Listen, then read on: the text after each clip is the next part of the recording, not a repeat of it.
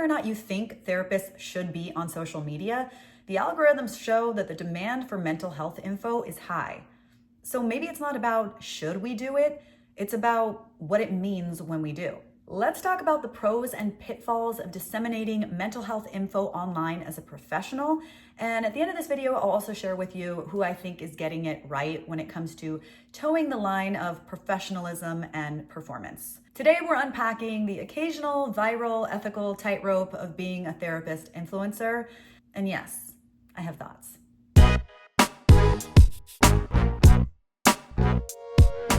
So why bother going online when it comes to your mental health? People want mental health info that doesn't require an appointment, insurance, or awkward small talk in the waiting room. Social media gives therapists a megaphone, sometimes for good, sometimes for questionable reasons. So here's what can actually work when it comes to putting the practice of therapy online.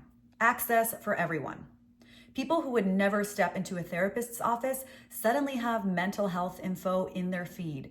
No judgment, no copay. Normalizing therapy.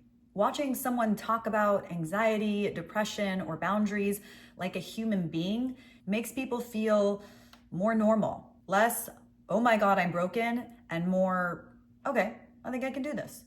Education without overwhelm. Complicated, potentially overwhelming information distilled conveniently into one central location. Community. Social media can provide a safe space online where people can feel less alone. Humanizing therapists, showing that we have lives, flaws, and sarcastic comments that make us relatable. Prompting self-reflection. Quality content can make people stop and go, maybe I should actually deal with my stuff instead of scrolling for 3 hours. Therapy influencing has a potential for real impact. Now let's talk about the other side. Oversimplifying complex mental health issues is tempting. I get it. 60 seconds is way easier than a 50-minute session. But here's the thing. Human beings are not checklists. And when you give generic advice online, someone's always gonna misinterpret it. The same thing goes for when you give complex advice in person. But misinterpretation is often less likely when the person giving that information is accountable to a licensing board or ethical codes. Then there's the blur between professional and personal life. Once you go online, people see everything. Your dog, your vacations, your opinions on everything. It's important to ask if you're comfortable sharing this information with future clients while maintaining professional boundaries. And then of course, there's the financial aspect. Sponsored posts, merch, courses, people could question your motives. And trust is kind of a big deal in therapy. And while I believe that everyone has the right to earn a living, there's a responsibility for therapists to make sure that what they're selling is ethically sound. Okay, remember the TikTok trend, diagnosis by scroll?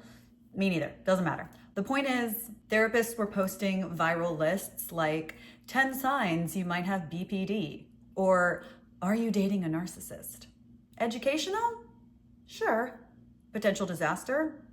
Also sure. This opens the door for viewers to self-diagnose, mislabel themselves, and skip a professional assessment altogether. Well-meaning content can backfire hard.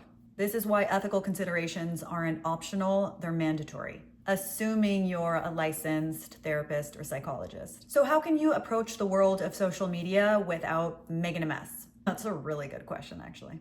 Focus on education, not therapy. Give tools and insight, but don't start diagnosing strangers in the comments.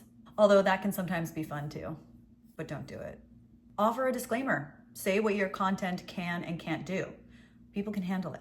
Like in my case, I try to be really transparent about the fact that I am a therapist in training, currently in grad school, and not yet licensed.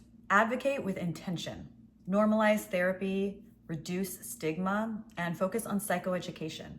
This can look like providing your audience with real, tangible resources or directing your audience where to go to find them. Someone I personally really respect is Dr. Ramani, who I just think is crushing it when it comes to providing mental health information that is clinically sound, ethical, nuanced. She focuses a lot on narcissism, codependency, and toxic relationships. And the way she explains things is so relatable and grounded in research and her own clinical work. Dr. Ramani does a really good job of not oversimplifying complex topics, but at the same time breaking it down in a way that is super digestible and comprehensive. I have a therapist crush, for sure. And of course, there's a whole slew of other therapists and psychologists online that I think are getting it so right, but I think I can make that a whole separate video on its own. I'd love to hear about any therapist influencers that you respect or don't. What do you want to see more of from the mental health community online?